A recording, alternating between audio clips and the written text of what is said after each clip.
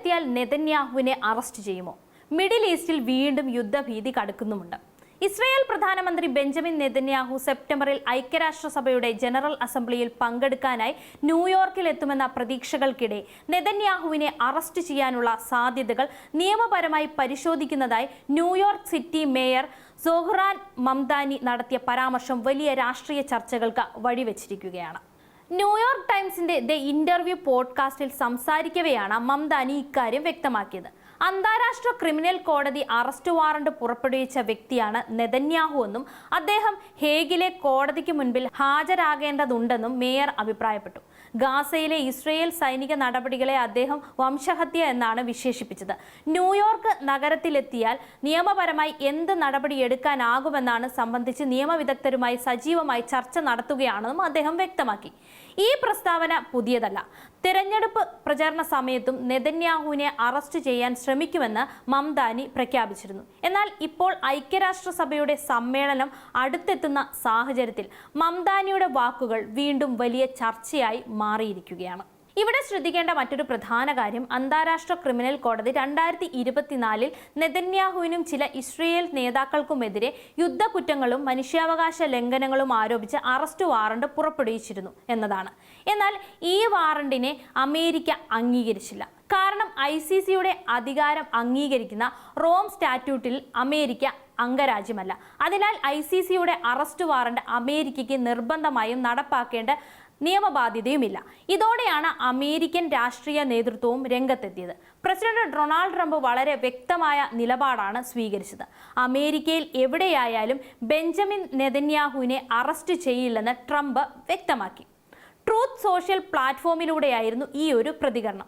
New York മേയറുടെ പേര് പരാമർശിച്ചില്ലെങ്കിലും അമേരിക്കയുടെ നിലപാട് ഇതാണെന്ന് ട്രംപ് വ്യക്തമാക്കിയിരുന്നു. മുൻ പ്രസിഡന്റ് ജോ ബൈഡനും ICCയുടെ അറസ്റ്റ് വാറന്റിനെ പിന്തുണച്ചിരുന്നില്ല. നിലവിലെ സ്റ്റേറ്റ് സെക്രട്ടറി മാർക്കോ റൂബിയോ ഉൾപ്പെടെ നിരവധി റിപ്പബ്ലിക്കൻ നേതാക്കൾ ICCക്കെതിരെ കടുത്ത വിമർശനവും ഉന്നയിക്കുകയും അതിന്റെ നടപടിക്കെതിരെ ശക്തമായ നിലപാട് സ്വീകരിക്കുകയും ചെയ്തിട്ടുണ്ട്.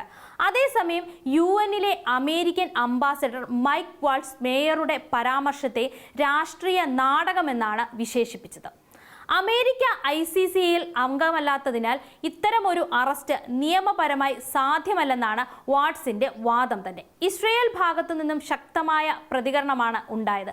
തന്റെ അറസ്റ്റിനെ കുറിച്ചുള്ള ആശങ്കകൾക്ക് അടിസ്ഥാനമില്ലെന്ന് നെതന്യാഹു തന്നെ വ്യക്തമാക്കിയിട്ടുണ്ട്. ന്യൂയോർക്കിലേക്ക് അഭിമാനത്തോടെ എത്തുമെന്നും ഒരു ഭയവുമില്ലെന്നും ഇസ്രയേലിന്റെ UN അംബാസഡർ ഡാനി ഡാനോൺ പ്രതികരിച്ചു. ഇതിനിടെ മിഡിൽ ഈസ്റ്റിൽ മറ്റൊരു വലിയ ആശങ്കയും ഉയരുകയാണ്. ഇറാനെതിരായ സൈനിക സമ്മർദ്ദം വർദ്ധിപ്പിക്കുന്നതിനെ കുറിച്ച് അമേരിക്കൻ ഭരണകൂടം ആലോചിക്കുന്നതായി വിവിധ അമേരിക്കൻ മാധ്യമങ്ങൾ റിപ്പോർട്ട് ചെയ്യുന്നുണ്ട്. ആക്സിയോസ് പുറത്തുവിട്ട റിപ്പോർട്ട് പ്രകാരം ഇസ്രയേലിലേക്ക് കൂടുതൽ ആകാശ ഇന്ധന നിറയ്ക്കൽ വിമാനങ്ങൾ അയക്കാൻ അമേരിക്ക തയ്യാറെടുക്കുകയാണ്. ദീർഘദൂര സൈനിക ആക്രമണങ്ങൾ നിർണായകമായ റിവ്യൂവലിംഗ് വിമാനങ്ങളുടെ എണ്ണം വർദ്ധിപ്പിക്കാനുള്ള നീക്കമാണ് നടക്കുന്നതെന്നാണ് റിപ്പോർട്ടുകൾ.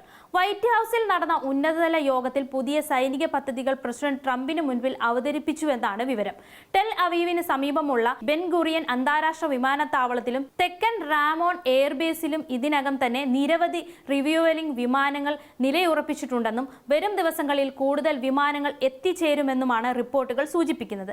ഇറാനിലെ വൈദ്യുത നിലയങ്ങൾ, ആണവ കേന്ദ്രങ്ങൾ, ഭൂഗർഭ ആണവ സൗകര്യങ്ങൾ എന്നിവ ലക്ഷ്യമിട്ട് ആക്രമണ സാധ്യതകളും അമേരിക്കയും ഇസ്രയേലും പരിശോധിക്കുന്നതായി റിപ്പോർട്ടുകളുണ്ട്. ഭൂഗർഭത്തിലേക്ക് ആണവ ഇന്ധന ശേഖരം മാറ്റുന്നത് തടയുക എന്നതാണ് പ്രധാന ലക്ഷ്യമെന്നാണ് ചില അന്താരാഷ്ട്ര മാധ്യമങ്ങൾ റിപ്പോർട്ട് ചെയ്യുന്നത്. നിർമ്മാണത്തിലിരിക്കുന്നതായി സംശയിക്കുന്ന പിക്കാസ് മൗണ്ടൻ എന്ന ഭൂഗർഭ കേന്ദ്രവും സാധ്യതാ പട്ടികയിൽ ഉൾപ്പെട്ടിട്ടുണ്ടെന്നാണ് പുറത്തുവരുന്ന വിവരങ്ങൾ. അതേസമയം ഹോർമൂസ് കടലിടുക്കിലെ സുരക്ഷ ഉറപ്പാക്കുന്നതും ആണവ വിഷയത്തിൽ ഇറാനെ കൂടുതൽ സമ്മർദ്ദത്തിലാക്കുന്നതുമായ നടപടികളും അമേരിക്ക പരിഗണിക്കുന്നതായി റിപ്പോർട്ടുകളുണ്ട്. വൈറ്റ് ഹൗസിന്റെ ജെസി വാർഡ്, പ്രതിരോധ secretary Pete Hegseth, state secretary Marco Rubio, joint chief of staff chairman general Dan Caine എന്നിവരും ട്രംപും തുടർച്ചയായ ചർച്ച നടത്തിയവരുടെ കൂട്ടത്തിലുണ്ട്.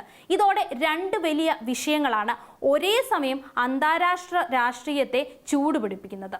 ഒന്നാമത്, നെതന്യാഹുവിനെതിരെ അന്താരാഷ്ട്ര ക്രിമിനൽ കോടതി പുറപ്പെടുവിച്ച അറസ്റ്റ് വാറണ്ടും അതിനെ ചുറ്റിപ്പറ്റിയുള്ള അമേരിക്കയിലെ രാഷ്ട്രീയ വിവാദങ്ങളും.